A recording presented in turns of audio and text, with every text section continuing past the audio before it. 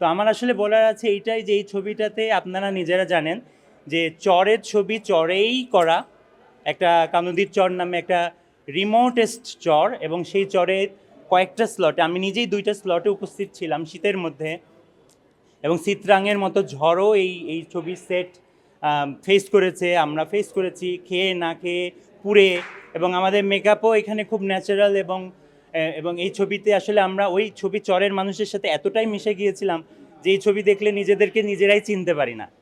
হ্যাঁ, এবং বাস্তবতা এত এত মানে ছবির গল্পের কারণে গল্পটাও ভীষণ, হাসান ভাই ভীষণ ভীষণ একজন কি বলবো পোড় খাওয়া একজন থিয়েটার কর্মী এবং শিল্পকর্মী। ওনার লেখা, তারপরে এই চলচ্চিত্রের সাথে শহীদুল্লাহ ফরাজি ভাইয়ের গান বা আরও অনেকেরই এমনভাবে এইটার সাথে গাঁথা।